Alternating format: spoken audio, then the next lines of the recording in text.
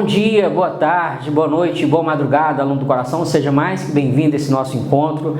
Aqui a gente vai tratar da Resolução 4.692 da Secretaria Estadual de Educação do Estado de Minas Gerais. É uma das normas mais importantes para o nosso concurso, porque ela trata da estrutura e organização que o Estado de Minas espera que seja implementada, ou sejam implementadas pelas escolas estaduais de educação básica. Então vamos lá. Antes de mais nada, a gente tem uma noção de que a legislação educacional ela se subdivide em legislação reguladora e legislação regulamentadora.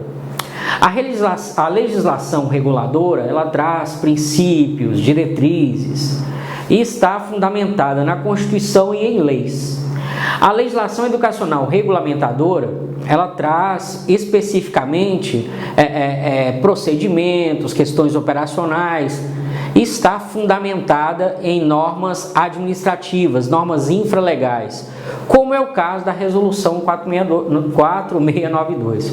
Veja bem, o que a resolução indica que as escolas devem implementar é o que se prevê no nível de legislação reguladora na Lei 9.394, a nossa querida e amada LDB. Então eu trouxe aqui o artigo 12 da LDB. Veja, os estabelecimentos de ensino, respeitadas as normas comuns e do seu sistema de ensino, terão incumbência de...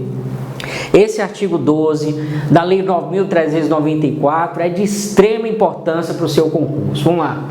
Elaborar e executar sua proposta pedagógica, administrar seu pessoal e seus recursos materiais e financeiros, assegurar o cumprimento dos dias letivos e horas-aula estabelecidas, velar pelo cumprimento do plano de trabalho de cada docente, prover meios para a recuperação dos alunos de menor rendimento, articular-se com as famílias e a comunidade, criando processos de integração da sociedade com a escola. Você vai ver que vários desses elementos que estão aqui no artigo 12 devem ser considerados pela escola quando, por exemplo, estiver elaborando o seu projeto, o seu plano político, o seu projeto político-pedagógico. 7. Informar pai e mãe, conviventes ou não com seus filhos, e se for o caso, os responsáveis legais, sobre a frequência e rendimento dos alunos, bem como sobre a execução da proposta pedagógica da escola. 8. Notificar ao Conselho Tutelar do município a relação dos alunos que apresentem quantidade de faltas acima de 30% do percentual permitido em lei.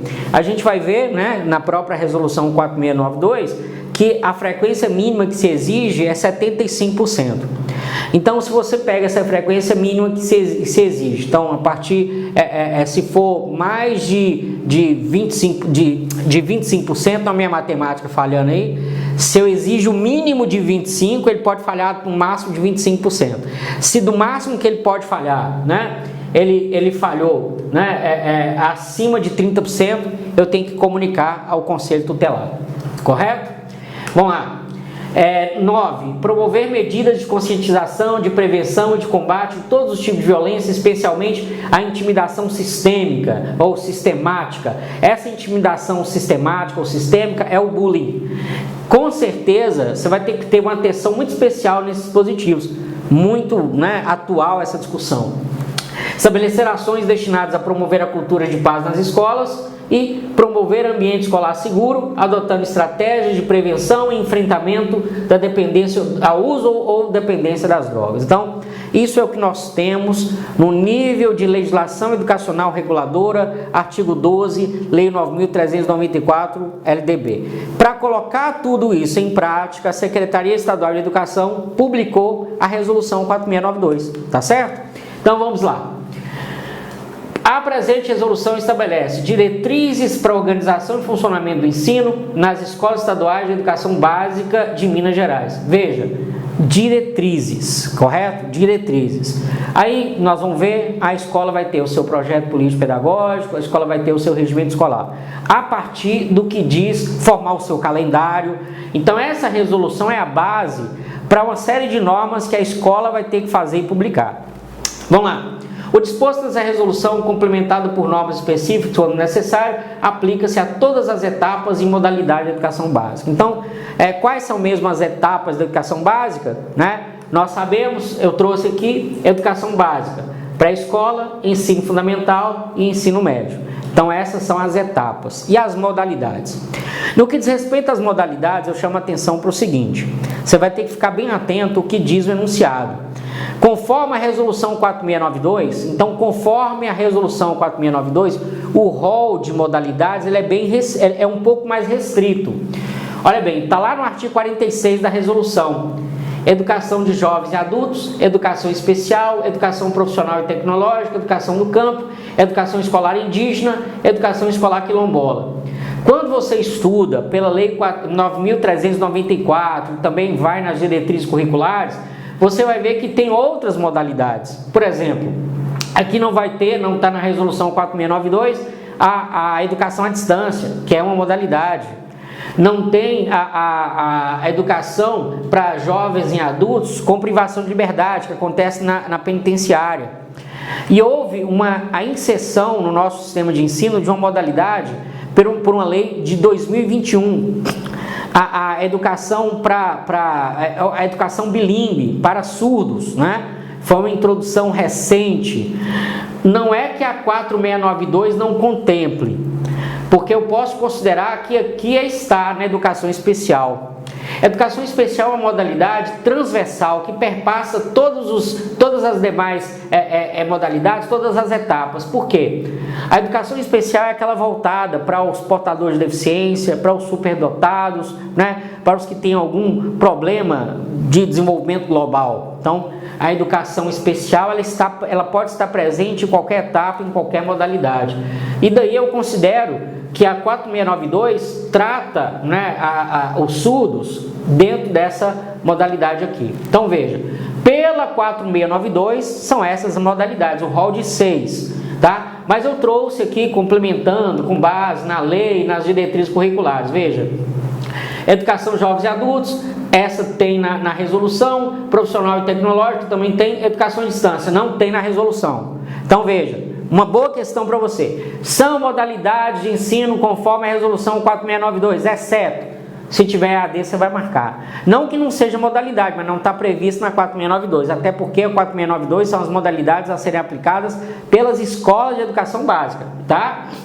Educação especial, educação básica do campo, escolar indígena, escolar quilombola, educação para jovens e adultos privados de liberdade em estabelecimentos penais, também não está na 4692. Educação bilíngue de surdos, não está especificamente na 4692, mas eu posso considerar que ela se vê contemplada na resolução dentro da educação especial. Óbvio, gente, essas modalidades é sem contar o ensino regular, né? Beleza, tranquilo. Eu trouxe aqui um trecho da lei. Essa lei não é 4394, não, é 9.394. E conserta no seu material para mim aí, tá? A resolução é 4692, mas a LDB é 9.394. Entende por educação especial, para os efeitos dessa lei, a modalidade de educação escolar oferecida preferencialmente na rede regular de ensino para educandos com deficiência, transtornos globais de desenvolvimento e altas habilidades ou superdotação. Beleza? Haverá, quando necessário, serviço de apoio especializado, né? O professor de apoio aqui. Vamos lá. O artigo 60A, que veio com a inovação da lei de 2021, trouxe educação bilíngue de surdos. Entende por educação bilíngue de surdos, para os efeitos dessa lei, a modalidade de educação escolar oferecida em língua brasileira de sinais. Olha bem, primeiro, de novo vou retificar minha lâmina, é lei 9.394. Eu nunca esqueço disso, não pode esquecer, é o nome da LDB. Aqui eu quero deixar bem claro uma diferença que você tem que tomar cuidado ao tratar da questão, ao escrever uma redação. Você não fala linguagem de sinais, você fala língua de sinais, tá? Olha bem, linguagem é a capacidade que os seres humanos têm para produzir, desenvolver e compreender a língua e outras manifestações, como a pintura, a música e a dança. Já a língua é um conjunto organizado de elementos, sons e gestos que possibilitam a comunicação. Veja, quando você estuda língua, você tem significante e significado.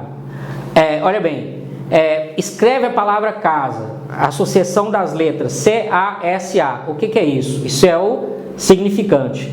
E aquela junção de letras, isso nos traz uma ideia, que é o significado. Então, uma língua é um conjunto de vários significantes e de vários significados. Já a linguagem é a habilidade que se tem de tratar com a língua. No caso da língua de sinais, Libras, o que é o significante? São gestos. Então, os gestos têm os seus significados. E pela última vez, não é linguagem de sinais, e sim língua de sinais. Cuidado com isso. Seguindo na resolução 4692, as escolas da rede estadual de ensino adotarão a concepção de educação voltada para a formação integral dos sujeitos, né? Formar o indivíduo para a cidadania, para o trabalho, né? As escolas da rede estadual de ensino deverão considerar a diversidade e inclusão como norteadores éticos, democráticos e estéticos em suas ações pedagógicas. Veja, diversidade e inclusão. Por que nós falamos de uma série de modalidades? As modalidades, elas existem para quê? Porque um dos princípios da educação é a universalidade. O que universalidade quer dizer? Universalidade quer dizer, não vou excluir ninguém. Eu vou deixar a educação ao alcance de todos. Só que os seres humanos são plurais. Eles têm características próprias. Então eu criei várias modalidades para atender o ser humano nas mais diversas situações. Então, diversidade e inclusão são valores máximos da educação.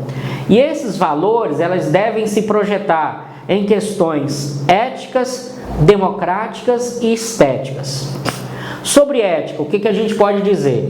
Olha bem, o leigo, ele normalmente confunde o conceito de ética com o conceito de moral.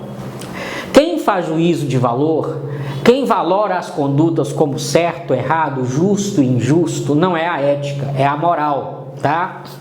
E moral é algo que varia no tempo e no espaço. Varia no tempo. O que era imoral há um tempo atrás, não é mais imoral agora. Por exemplo, sempre que eu dou essa aula, eu me lembro da história da evolução dos biquínis, né? Que perversão é essa, professor? Não.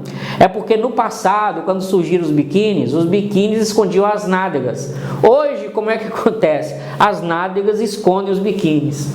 No que diz respeito à variação da moral no espaço, né? Se você vai numa tribo indígena, né? É comum para eles andar nu. Mas não experimente num dia de sol e dar aula nu na sua escola, né? Porque, por óbvio, os valores morais daquele grupo lá não são os mesmos do seu grupo acolá. Então, a moral varia no tempo e no espaço, já a ética não.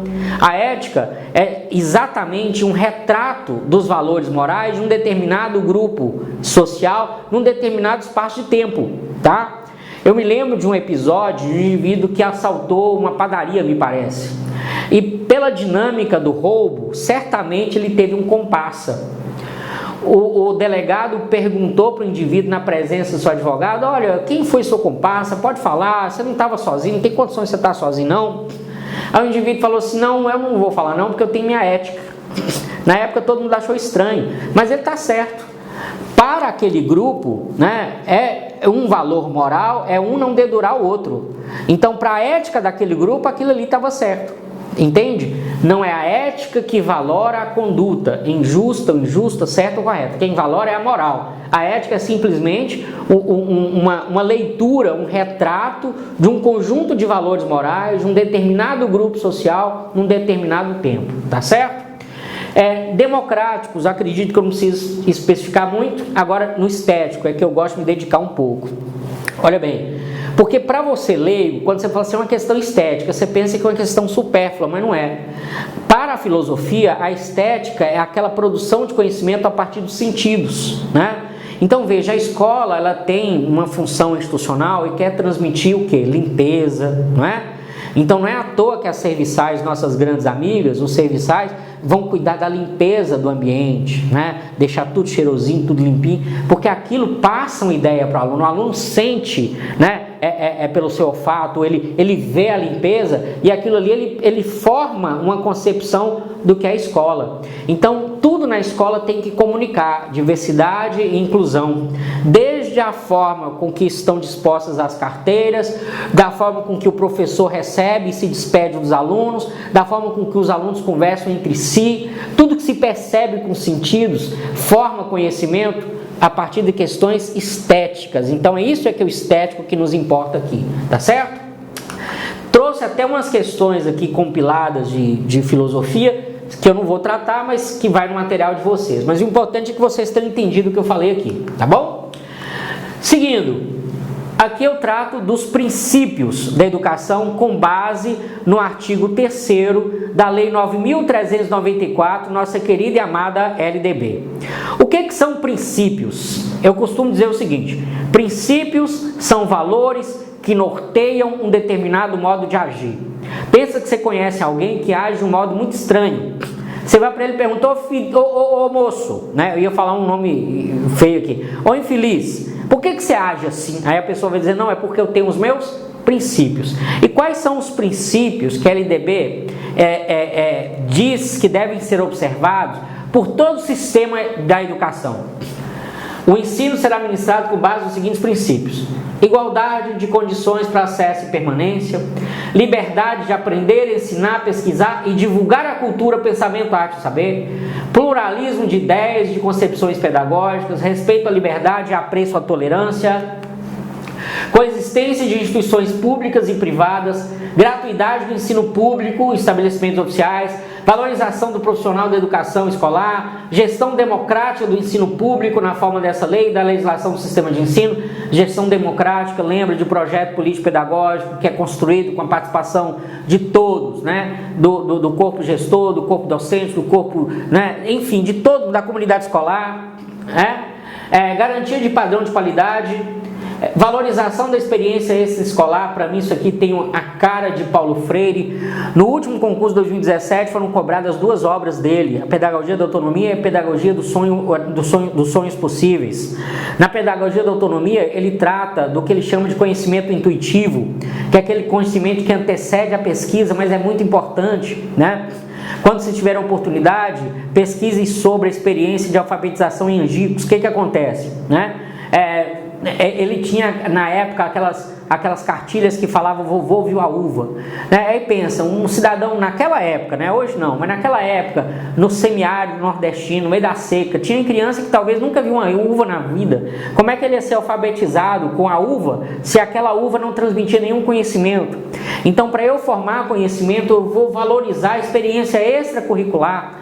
E é por isso que eu tenho uma educação, uma modalidade própria para o indígena, própria para o quilombola, porque eu vou permitir com que eles tragam a sua experiência escolar e a partir dali, daquele conhecimento intuitivo, eu vou produzir um conhecimento dentro da escola, né? Consideração com a diversidade étnica, vinculação entre a educação escolar, o trabalho e as práticas sociais, consideração com a diversidade étnico-racial, garantia do direito à educação e aprendizagem ao longo da vida, respeito à diversidade humana, linguística, cultural e identitária das pessoas surdas, surdos, cegos e com deficiência auditiva. Como eu disse, isso aqui é uma lei recente, pode cuidar dela que ela vai estar na sua prova, tá? Beleza. Voltando à resolução, a educação básica tem por finalidade desenvolver o educando, assegurar-lhe a formação comum e indispensável para o exercício da cidadania e fornecer-lhe meios para progredir no trabalho e em estudos posteriores. Aqui é bom a gente refletir que a palavra cidadania tem um sentido amplo. A cidadania ela tem um sentido estrito e um sentido amplo. Quando eu falo cidadania em sentido estrito, eu falo estritamente no exercício dos direitos políticos. Então, só tem a cidadania nesse sentido aquele que é alistado como eleitor. Mas aqui a cidadania é qualquer forma de expressão do pensamento com o intuito de influenciar direta ou diretamente as posições políticas do Estado. Quando o seu aluninho vai sendo conduzido por você naquela passeata em defesa do meio ambiente, aquilo ali é uma forma de expressar a cidadania. É uma forma com que seu aluno expressa o que ele pensa acerca do modo com que nós cuidamos do meio ambiente. É a expressão de cidadania em seu sentido amplo, né? A transição entre as etapas de educação básica, educação infantil, ensino médio, ensino fundamental e médio, deve assegurar a forma de articulação das dimensões orgânica e sequencial que garanta aos estudantes um percurso de avanço contínuo de aprendizagem com qualidade. A preocupação da progressão consistente da formação do conhecimento, né? Toda vez que eu vou mudar de etapa, eu tenho que cuidar que o aluno tenha base suficiente para avançar. Isso é básico. Rede estadual deverá oferecer como prioridade o ensino médio e assegurar o ensino fundamental. Gente, o artigo 7º é muito importante, vai estar na sua prova. Pode marcar que vai estar. Parágrafo único. Educação infantil na rede estadual será ofertada em situações excepcionais com prévia autorização da Secretaria Estadual de Educação para as escolas estaduais indígenas. Cuidado! Pelo texto do parágrafo único, são só as indígenas. Então, o que eu, banca, faria se eu quisesse você errar? Indígenas e quilombolas. Porque, de modo geral, tudo que se lê na educação indígena se aplica ao quilombola. Mas, na 4692, o parágrafo único, pelo menos a educação quilombola não está no seu texto. E o que cai na prova aqui é o texto, tá? Cuidado com isso. Vamos lá. Aqui eu vou falar do documento mais importante de uma instituição de ensino, o seu projeto político-pedagógico, né? Olha bem, você tem que saber fazer o paralelo entre o projeto político-pedagógico e o regimento escolar. Vamos lá. Projeto político-pedagógico, que se constitui num documento formal, intencional, ou seja, vai expressar quais são as intenções da escola, que tipo de ensino pretende produzir, que tipo de educação pretende prestar. Intencional é articulador dos processos que ocorrem na escola, é um conjunto de diretrizes organizacionais e operacionais que expressam e orientam os programas, projetos e práticas pedagógicas e administrativas da escola, obedecidas às normas do sistema educacional. Então veja, aqui eu não vou tratar de procedimentos, eu vou falar de diretrizes operacionais. O modo de fazer, o manual de instruções é o regimento. Aqui eu vou trazer o que? Diretrizes. Quando você estuda matéria que fala quando você estuda administração gerencial, que você estuda planejamento, há 3 níveis de planejamento. Há um planejamento estratégico, há um planejamento tático e um operacional. O estratégico está lá na cúpula da organização, é que estabelece a missão da organização. O operacional é aquele que vai dizer o tático, que é o intermediário no caso aqui, vai estabelecer as diretrizes. E já o operacional é que vai falar do modo de fazer. Se eu for fazer um paralelo com essas 3 etapas da gestão e o papel do projeto político-pedagógico, eu vejo claramente no projeto político-pedagógico elementos desse planejamento estratégico e do tático. Já o planejamento operacional, que vai me dizer quem vai fazer o quê, eu já tenho no regimento escolar. O regimento escolar é como se fosse um manual de instruções. Já o projeto político-pedagógico trata diretrizes pedagógicas, mas também operacionais. Cuidado com isso, tá? Tem gente que a prova pode fazer você pensar que quando eu falo em projeto político-pedagógico, eu só trato das questões pedagógicas. Eu vou tratar também das questões operacionais, mas não a miúde, não detalhada. Os procedimentos virão descritos no regimento, tá? Beleza.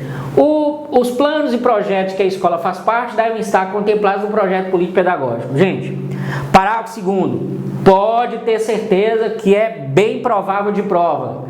A escola estadual deverá avaliar seu projeto político-pedagógico anualmente e atualizar periodicamente sempre que houver alteração na oferta, nível e modalidade de ensino. Cuidado com esse parágrafo 2º, tá? Vamos lá. Agora, o outro documento, o regimento. Regimento escolar é um documento que reúne um conjunto de normas administrativas, financeiras e disciplinares que, em conformidade com a legislação vigente, rege as relações entre escolares e deve expressar as intenções educativas da escola. Veja, assim como o projeto político-pedagógico é um documento que traz intenções, só que aqui já traz o que se faz, o modo de fazer, o modus operandi, tá? O regimento escolar estabelece os direitos e deveres dos estudantes e profissionais da instituição, as atribuições e competências dos servidores e dos órgãos colegiados existentes. O regimento escolar legitima e regulamenta as ações propostas num projeto político-pedagógico e os atos escolares praticados no âmbito da escola. Então lá, no projeto político-pedagógico, eu vou dizer o que se pretende fazer. E aqui eu vou dizer exatamente como vai ser feito, quem vai fazer, quais são as atribuições de cada um, tá? Então o regimento escolar detalha isso aí. O que eu fiz em seguida? Olha bem, o projeto político-pedagógico e o regimento escolar devem ser aprovados pelo colegiado, implementados e amplamente discutidos e divulgados na comunidade escolar. Na sequência aqui, eu fiz uma tabela, que eu coloquei lado a lado o que diz o projeto político-pedagógico e o que diz o regimento escolar. Então, façam isso, peguem esse material, dêem uma olhada, comparem, porque vai ter uma questão que vai tentar fazer confundir elementos do projeto político-pedagógico com o do regimento escolar. Vamos seguir aqui, olha bem, uma questão elaborada por este professor. Analise as assertivas abaixo e assinale a opção correta. Primeiro, as escolas da rede estadual de ensino deverão considerar a diversidade e inclusão como norteadores éticos, democráticos em suas ações pedagógicas, sem compromissos estéticos. Olha bem, se você não sabe o sentido de estético que eu trabalhei com você, você provavelmente erraria, porque para o leigo, quando a gente fala de algo em questões estéticas, é como se fosse supérfluo, descartável, mas não é, né? Eu vi que a partir do sentido eu formo uma ideia, eu produzo um conhecimento e também nesse aspecto eu tenho que levar os valores de diversidade e inclusão. Então está errado a 1. A transição entre as etapas de educação básica, educação infantil, ensino fundamental e ensino médio deve assegurar formas de articulação das dimensões orgânica e sequencial que garantam aos estudantes um percurso de avanço contínuo de aprendizagem com qualidade. Tá correta? 2. 3. A rede estadual deve oferecer como prioridade o ensino médio e assegurar o ensino superior. Está errado. Oferecer como prioridade, né, é assegurar o ensino fundamental. Está errado, né? Beleza. A educação infantil na rede estadual será ofertada em situações excepcionais com prévia autorização da Secretaria Estadual de Educação para escolas estaduais indígenas. É exatamente o que diz o parágrafo 1 do artigo 7. Portanto, 2 e 4, correto? Resposta, letra C. Por fim, uma outra questão. Sobre o projeto político-pedagógico, correto afirmar. Vamos lá. Trata apenas de diretrizes organizacionais, uma vez que as operacionais compõem o regimento escolar. Não. O projeto político-pedagógico traz diretrizes pedagógicas e operacionais, mas diretrizes. O detalhamento das questões operacionais e administrativas vem no regimento. B. Se dedica tão somente às práticas pedagógicas, uma vez que as práticas administrativas são objeto do regimento. Não, né? Em sede de diretrizes, o projeto político-pedagógico também trata das questões administrativas. Letra C. A escola deve avaliar seu projeto pedagógico anualmente e atualizar periodicamente sempre que houver alteração na oferta de nível e modalidade de ensino. Correta a letra C. Portanto, resposta letra C. Vamos na letra D? É um documento que reúne um conjunto de normas administrativas, financeiras e disciplinares que, em conformidade com a legislação vigente, rege as relações intraescolares e deve expressar as intenções educativas da escola. Gente, a letra D é exatamente o que é o regimento escolar e não o projeto político-pedagógico. Correto, portanto, é a letra C. Beleza? Seguindo aqui. Agora falar do calendário escolar. Veja, vamos lá. O calendário escolar deve ser elaborado pela escola em acordo com parâmetros definidos em norma específica, publicada anualmente pela Secretaria de Estado da Educação, discutido e aprovado pelo colegiado e amplamente divulgado na comunidade escolar. Beleza. Quem dentro da delegacia, que a gente chama de delegacia de ensino, né? Mas quem lá dentro da superintendência vai ter que verificar isso. Cabe ao Serviço de Inspeção Escolar das Superintendências Regionais de Ensino supervisionar o cumprimento das atividades nele previstas. Beleza. Serão garantidos no calendário escolar o mínimo de 200 dias letivos. Depois a gente vai ter que saber a diferença entre dia letivo e dia escolar, tá? Aqui tem uma carga horária. Daqui a pouquinho eu vou trazer os números dessa carga horária que vem na resolução. Artigo 12. É exigido do estudante a frequência mínima obrigatória de 75% da carga horária letiva ofertada para aprovação. Vamos lembrar lá do artigo 12 da LDB? Qual era a obrigação da escola? Né? Se o aluno falhar mais do que 30% do que lhe é permitido, né, no máximo que lhe é permitido falhar, tem que fazer o quê? Comunicar ao conselho tutelar. Vamos lá? Ó, aqui é a questão da carga horária. Serão garantidos no calendário escolar o mínimo de 200 dias, né? E carga horária obrigatória de, primeiro, não integral. Quando nas etapas de ensino não integral, 800 horas para ensino fundamental anos iniciais, 833,20 minutos para ensino fundamental nos anos finais e 1.000 horas para o ensino médio. Beleza. Agora, de educação em tempo integral, 1.466,40 minutos para o fundamental, 1.500 para o fundamental em tempo integral anos finais, 1.500 para o ensino médio em tempo integral e 1.500 também para o ensino médio em tempo integral e educação profissional, né? Esses números podem cair, mas eu não tenho nada que explicar a você, é só mesmo você buscar a memorização disso aí, e com muita questão a gente vai conseguir fazer isso para você, pode ficar tranquilo, tá? Vamos lá. Para a educação jovens e adultos, na etapa de ensino fundamental e ensino médio, serão garantidos o mínimo de 100 dias. Ah, professor, mas não falou 200. Mas lembra que a educação jovens e adultos, ela é modular, ela é semestral. Então, se lá falava 200 no ano, aqui é 100, né? Beleza. Se lá falava 800, aqui 400. Para os cursos de educação profissional, deverá ser considerado o cumprimento da carga horária total prevista na matriz curricular específica. Voltando à questão do EJA, eu trouxe aqui a Resolução 1 de 2021 do Conselho Nacional de Educação, que fala justamente dessa organização modular e semestral da educação jovens e adultos. Por isso que na educação jovens e adultos são 100 dias e 400 horas semestrais. Cuidado, isso pode ser pegadinha em prova, tá? Beleza? A gente vai trabalhar a questão de dia letivo e dia escolar. Pode cair, né? E não tem mistério não. Vamos lá. Considera-se dia letivo aquele que professores e estudantes, olha, professores e estudantes, desenvolve atividades de ensino e aprendizagem de caráter obrigatório, independentemente do local onde sejam realizados. Então, por exemplo, se a tia professora está lá com seus alunos visitando o prédio do tribunal, né, com previsão no calendário escolar, ali dando uma lição especial qualquer, é dia letivo. Mesmo que não esteja na escola, é dia letivo, né? Para escolas que adotarem a metodologia da pedagogia de alternância, consideram-se também dias letivos aqueles do tempo laboral ou de atividades realizadas nos territórios das comunidades, em que os estudantes desenvolvam ações orientadas por seus professores. Isso é porque tem escolas agrícola, né, que tem atividades que dependem muito da sazonalidade da produção. Então tem umas coisas assim. Artigo 12. Considera-se dia escolar aquele em que são realizadas atividades de caráter pedagógico e administrativo com a presença obrigatória do pessoal docente, técnico e administrativo, podendo incluir representação de pais e estudantes. Representação de pais e estudantes não é obrigatória para caracterizar o dia escolar.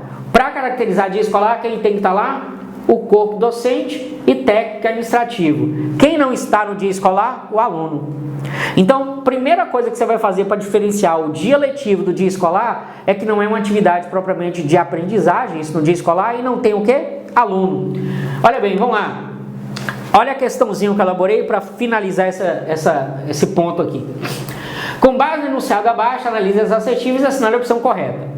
A diretora da Escola Estadual Paulo Freire organizou em um determinado ano as seguintes atividades. 1.